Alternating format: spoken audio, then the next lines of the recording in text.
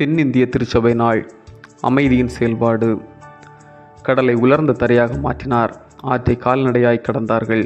அங்கே அவரில் களி கூர்ந்தோம். சங்கீதம் 66:6.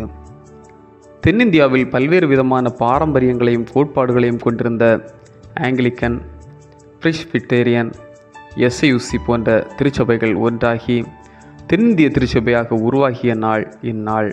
1947 செப்டம்பர் 27. இவ்விணைப்பு திருச்சபை இணைப்பு வரலாற்றில் நடைபெற்ற ஓர் அற்புதம்.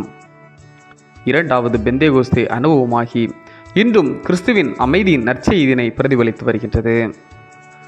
இஸ்ரவேல் மக்கள் எகிப்தின் அடிமைத்தன வாழ்விலிருந்து அமைதியான வாழ்விற்காக இறைவனை நோக்கி கூக்குரலிட்ட போது ஆண்டவர் பதிலளிக்கின்றார்.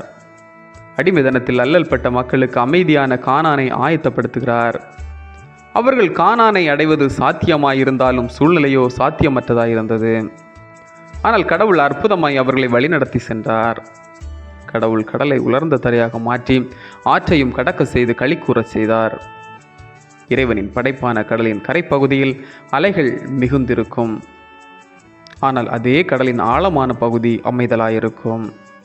ஆழமான பகுதி எண்ணற்ற உயிரினங்களையும் விதவிதமான தாவரங்களையும் உயிர் வகைகளையும் உள்ளடக்கி அழகாக ஆச்சரியமாக காணப்பட்டாலும் எந்தவித அகங்காரமும் ஆர்ப்பரிப்பும் இல்லாமல் அமைதலோடு இருக்கும்.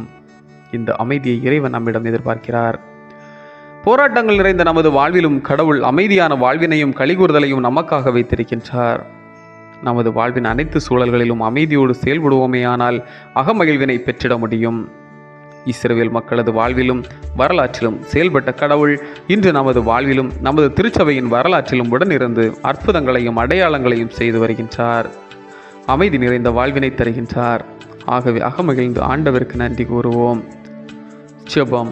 ஒன்றிப்பின் அடையாளமாம் ஆண்டவரே, உமது ஆவியாரின் ஆற்றலால் எம்மை ஒன்றிணைத்து வழிநடத்தும். ஆமீன். இந்த நாள் உங்களுக்கு இனிய நாளாக வரட்டும்.